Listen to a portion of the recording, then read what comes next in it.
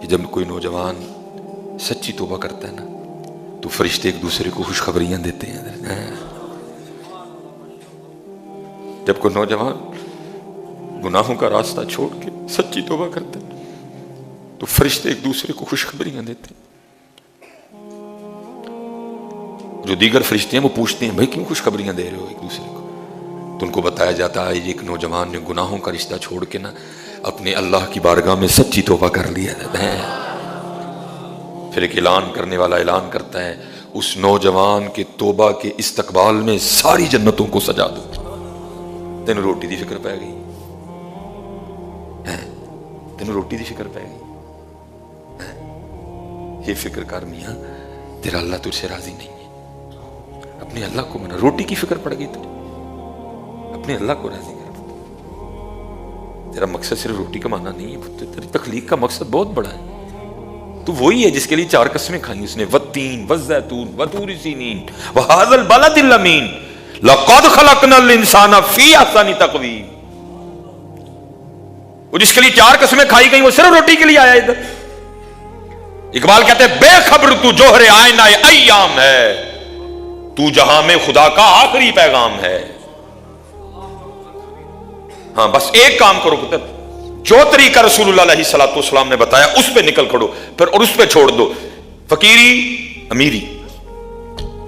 میں کوشش پوری کرو، پوری محنت کرو پتر، لیکن رب کو ناراض کر کے نہیں، دھوکہ دے کے نہیں، جھوٹ بول کے نہیں، قسم کھا کے نہیں، کم تول کے نہیں، پورا تول، سچی بات، نو دھوکہ، نو فراڈ. ہاں جو نبی علیہ السلام نے طریقہ دیا، اپنے دن کی ابتدا فجر سے کرو، اپنے دن کی ابتدا استغفار سے کرو، اپنے دن کی ابتدا سورہ یاسین سے کرو، اپنے دن کی ابتدا درود پاک سے کرو، اپنے دن کی ابتدا ذکر و اذکار سے کرو، اور پھر نکل جاؤ اور چھوڑو پھر اپنے اللہ پہ حضرت. پھر دیکھو رنگ لگتے ہیں کہ نہیں لگتے ہیں. پتر اس کے مخالف چل کے کیا کر لو گے تم؟ وہ مجھے سمجھ یہ نہیں آ رہی. ایک بندہ ایک فیکٹری میں کام کر رہا ہے نا، وہ اپنے اس عارضی چھوٹے سے مالک کی مخالفت نہیں کرتا. وہ کہتا ہے مالک کی مخالفت کر کے میں نے فیکٹری میں کیسے رہنا ہے؟ بھائی اتنی تجھے سینس ہے کہ اس چھوٹے سے مالک کی مخالفت کر کے تو فیکٹری میں نہیں رہ سکتا، اور تیری مت ماری گئی ہے تو اللہ اور اللہ کے رسول سے مخالفت کر کے یہاں کیسے سکھی رہ لے گا؟ تیری مت ماری گئی ہے. تو اپنے مینیجر سے بگاڑنا نہیں چاہتا. بھائی مینیجر ہے میرا وہ، تو یس سر، جی سر، نو سر، آیا سر، گیا سر، پہنچ گیا سر. اس مینیجر کا پتہ ہی کوئی نہیں اگلے دن اس کا تبادلہ ہو گیا ہو. اس مینیجر کا پتہ ہی کوئی نہیں وہ اس نے اگلا سانس بھی لینا کہ نہیں لینا ہے. تو اس مینیجر سے تو ڈر رہا ہے کہ میں اس آفس میں اس مینیجر کے خلاف چل کے نہیں رہ سکتا. بھائی تو کیا کر رہا ہے؟ پھر تو اللہ اور اللہ کے رسول کے خلاف چل کے کیسے سکھی رہ لے گا؟ پتر ممبر رسول پہ بیٹھا ہوں، اللہ کی قسم ہے اندر تے جو ہے سو ہے. صرف باہر ہی کیتا ہے نا سونا. کوئی گاڑی لے کے، وہ کلپ میں کہہ بیٹھا ہوں کہ میرا کار کرائے تھے، کوئی ادھر جی کار دی چابی لے کے، کوئی گاڑی کی چابی لے کے. تو ایک مینیجر سے مخالفت نہیں ڈالنا چاہتا کہ مینیجر کی مخالفت کر کے میں دفتر میں سکھی نہیں رہوں گا، اور تو اللہ اور اللہ کے رسول کی مخالفت کر رہا ہے جو ملکوں کا مالک ہے. تو اس مینیجر سے، تو اس فیکٹری کے مالک سے ڈر رہا ہے. ہو سکتا ہے تو کل آئے تو وہ ہی کو نا رات کو ہارٹ اٹیک آئے مر جائے، لیکن وہ ہمیشہ سے ہے، اس نے ہمیشہ ہی رہنا ہے.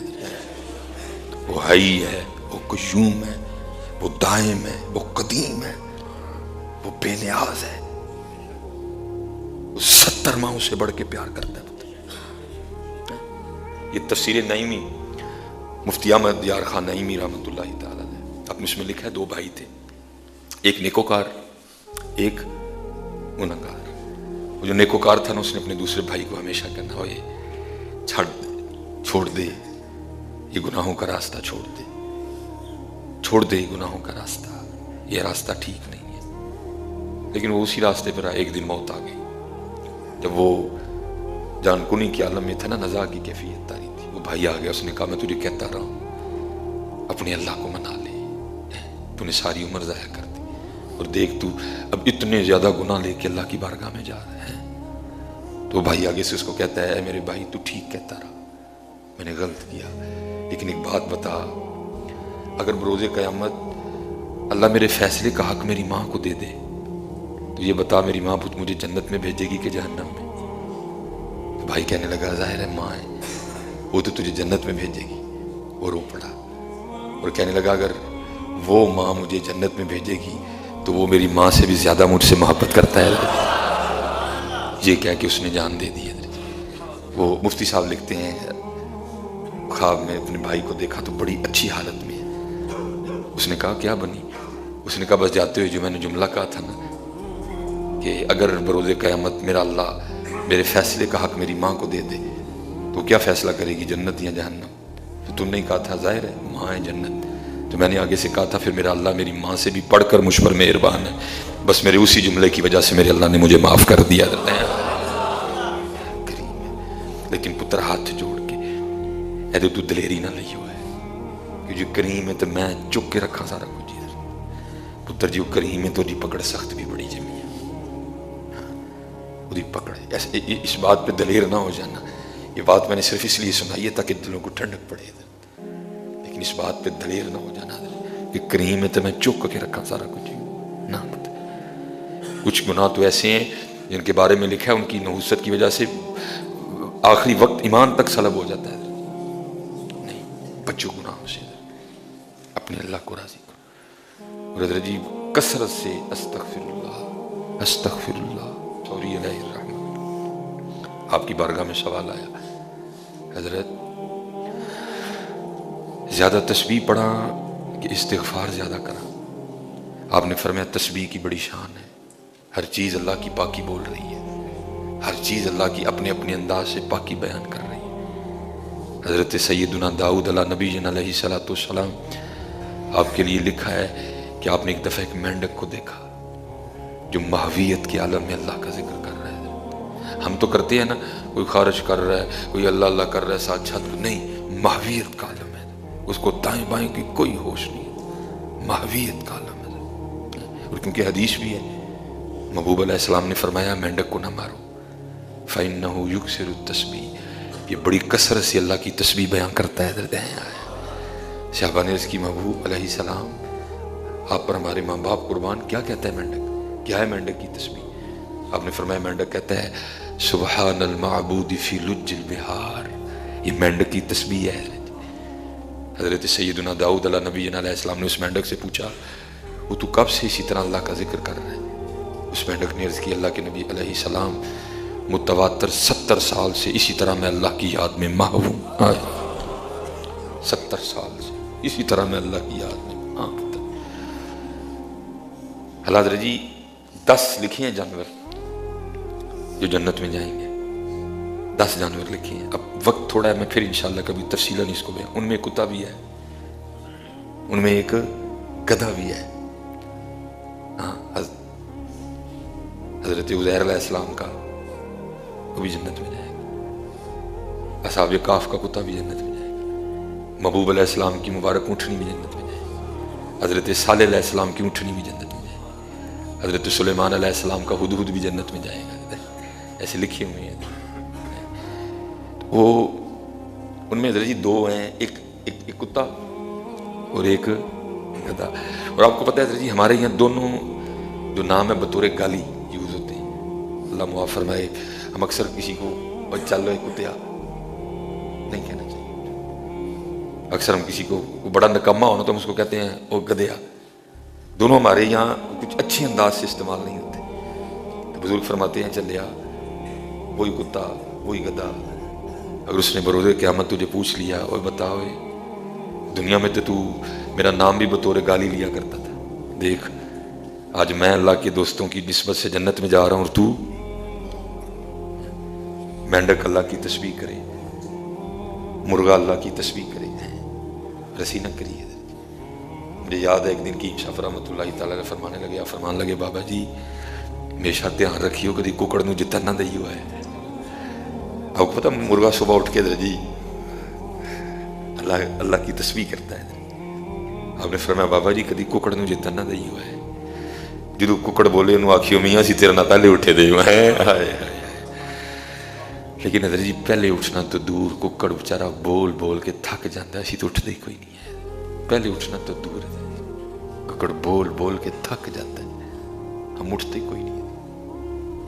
پر میں 70 سال سے میں اسی طرح اللہ کی یاد میں ماہور, اور پچھلے 10 روز سے نا 2 کلموں نے اتنی لذت دی ہے, اتنا مزہ آ رہا ہے کہ میں نے کھایا ہی کچھ بھی نہیں ہے, بس 2 کلمے پڑھ رہا ہوں, وہ 2 کلمے پڑھ رہا ہوں. ہائے ہائے, مینڈک ذکر کرے, مرغا کرے, ہم نہ کریں.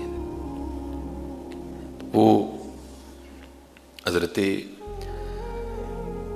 سفیان ثوری فرمانے لگے بڑی شان ہے تسبیح کی, سارے اللہ کی تسبیح کر رہے ہیں لیکن تو زیادہ استغفار کیا کر. وہ شخص آگے سے عرض کرتا ہے حضور کیوں استغفار زیادہ کروں؟ آپ نے فرمایا اس لیے کہ اگر کپڑا میلا ہو جائے نا, کپڑا گندا ہو جائے تو اس کو خوشبو کے بجائے صابن کی زیادہ ضرورت ہوتی ہے. تسبیح خوشبو ہے اور استغفار صابن ہے. ہم بڑے عجیب و غریب ماحول میں جی رہے ہیں, قدم قدم پہ گناہ کھڑا ہے. اپنی حفاظت کرو حضرت, اپنی آنکھوں کی حفاظت کرو, اپنے کانوں کی حفاظت کرو, اپنے دل کی حفاظت کرو, اپنی سوچوں کی حفاظت کرو, اپنی شرمگاہ کی حفاظت کرو. اور ہو جائے تو سچے دل سے معافی مانگ لینا, معافی میں دیر نہ کرنا, معافی مانگ لینا, معافی میں دیر نہ, پوری کوشش کرنا, جان بوجھ کے نہ کرنا, جان بوجھ کے بھی ہو جائے پھر بھی مانگ لینا. وہ کریم میں بڑا زیادہ ہے. اور اپنے فرائض ادا کرو حضرت, اپنی نمازیں پوری رکھو, اپنی نمازیں پوری رکھو. صاحب استطاعت ہو تو حج کرو, اگر صاحب استطاعت ہو خوش دلی سے زکوٰۃ دو. زکوٰۃ تو فرض ہے نا حضرت, ہم نہیں دیتے کوئی, لیکن قربان جو ہمارے بزرگوں پر ہائے ہائے ہائے, بڑے سخی لوگ تھے حضرت. حضرت سیدنا سعید بن عاص رضی اللہ تعالیٰ, آپ کے پاس نے ایک بندہ آ گیا, اس نے آ کے نا آپ سے کچھ مانگا, لیکن آپ نے 1 لاکھ درہم عطا فرمائے. 1 لاکھ درہم عطا فرمائے. وہ شخص رونے لگ پڑا. جب آپ نے 1 لاکھ درہم دیے نا, وہ رونے لگ پڑا. آپ نے اس سے فرمایا کیوں رو رہا ہے؟ کہتا ہے حضرت اس بات پہ رو رہا ہوں کہ آپ جیسے سخیوں کو بھی زمین کھا جائے گی. آپ نے فرمایا اس کو 1 لاکھ اور دو. حضرت مولا مشکل کشا شیر خدا ہے, حیدر کرار ہے, تاجدار اللہ, سیدنا علی المرتضی کرم اللہ تعالی وجہہ الکریم. اب ایک دن اپنے دروازے کے باہر بیٹھ کے رو رہے تھے, ایک جاننے والا گزرا, اس نے عرض کی حضرت کیوں رو رہے ہیں؟ آپ نے فرمایا لگتا ہے اللہ علی سے خفا ہو گیا. عرض کرتا ہے نہیں حضرت اللہ علی سے خفا نہیں ہو سکتا. آپ نے فرمایا نہیں مجھے لگتا ہے کہ ہو گیا. عرض کرتا ہے حضرت کیسے لگتا ہے؟ فرمایا 7 دن گزر گئے علی کے گھر میں مہمان ہی کوئی نہیں آیا ہے. ہم زکوٰۃ دیتے ہوئے روتے ہیں حضرت. نہیں پتر, خوش دلی سے زکوٰۃ دو, وہ کچھ نہیں رکھے گا تمہارا, کہیں گناہ عطا کرے گا تمہیں واپس. شیطان کے بہکاوے میں نہ آنا, یہ ٹیکس ہے یہ کیا ہے نا, خوش دلی سے اپنا فرض ادا کرو. وہ بڑے سخی. حضرت سیدنا طلحہ رضی اللہ تعالیٰ صحابی نبی علیہ السلام, حضرت طلحہ بڑے سخی تھے حضرت. اور یہ میری بات یاد رکھنا, نبی علیہ السلام نے فرمایا لا يدخل الجنت بخیل, کوئی بخیل جنت میں نہیں جائے گا. حدیث ہے نبی علیہ السلام لا يدخل الجنت بخیل, کوئی بخیل جنت میں نہیں جائے, کبھی بخیل نہ ہونا حضرت. اور میں دیکھ رہا ہوں حضرت جی جیسے جیسے اللہ ہمیں دیتا ہے, نہیں کبھی بخیل نہ ہونا, خوش دلی سے دینا, شکریہ پہ دینا حضرت, شکریہ پہ دینا. اس نے دے دیا, تیری کوئی کوالٹی نہیں جس کی وجہ سے تجھے دیا, تجھ میں کوئی ایسی خاص بات نہیں کہ تجھے دیا, بس اس کا فضل ہے اس نے دے دیا. شکریہ کرنا, اپنے ارد گرد والوں پہ, اپنے رشتہ داروں کا دھیان رکھنا, اپنے محلے داروں کا دھیان رکھنا. ایک بزرگ تھے حضرت سیدنا امام حسن رضی اللہ تعالیٰ عنہ کے لیے بھی میں نے کئی بار بیان کیا. یہ میں نے آج بزرگ وہ دوست مانگنے آ گئے, بہت زیادہ عطا فرمایا. جب دوست چلا گیا نا تو یہ رونے لگ پڑے. وہ بیوی کہتی ہے اگر تجھے پیسوں سے اتنا ہی پیار تھا تو دیے کیوں, اب دے کے رو رہا ہے. اس نے کہا میں اس بات پہ نہیں رو رہا کہ میں نے اپنے دوست کو اتنے زیادہ پیسے دے دیے, اس بات پہ رو رہا ہوں کہ میں کیسا دوست ہوں. میرا دوست اتنی دیر پریشان رہا اور مجھے پتہ ہی نہیں، یہاں تک کہ اس کو میرے پاس آنا پڑ گیا. شکر کرو. یہ جتنا ماحول بن رہا ہے نا، یہ سب ناشکری کی وجہ سے ہے. یہ سب اس سوچ کی وجہ سے ہے جو شیطان نے ہمارے اندر ڈال دی ہے کہ مجھ میں کوئی کوالٹی ہے جو مجھے دیا گیا ہے. سیدنا طلحہ بڑے سخی تھے حضرت، یہ بھی انہوں نے حضرت سیدنا عثمان غنی رضی اللہ تعالیٰ عنہ سے 50,000 درہم قرض لیے. ظاہر ہے نہیں دے سکے، آخر وہ وقت آ گیا تو یہ حضرت عثمان غنی رضی اللہ تعالیٰ عنہ مسجد کی طرف جا رہے تھے. یہ 50,000 لے کے آئے، عرض کرتے ہیں حضرت آپ کا 50,000 روپیہ یہ قبول فرما لے. آپ نے فرمایا جا، میں نے تجھے معاف کر دیا صرف تیری سخاوت کی وجہ سے، تاکہ تجھے سخاوت کرنے میں آسانی ہو. یہ تو حضرت جی ان عام باتوں پہ اتنا اطاع کر دیا کرتے تھے. زکوٰۃ فرض ہے حضرت. کسی عالم سے، کسی مفتی صاحب سے مشورہ کر کے ان کو اپنے معاملات بتا کے کہ آپ پہ کتنی زکوٰۃ فرض ہے. انشاءاللہ اگلے جمعے مزید زکوٰۃ کے حوالے سے گفتگو کریں گے، کیونکہ میرا جو مجمع ہے تقریباً امیر مجمع ہے سارا حضرت. زیادہ فیکٹری والے احباب بیٹھے ہوئے ہیں. نہیں پتہ، نرمی کریو، محبت کریو. اللہ آپ سب کو سلامت رکھے. وما علینا الا البلاغ المبین.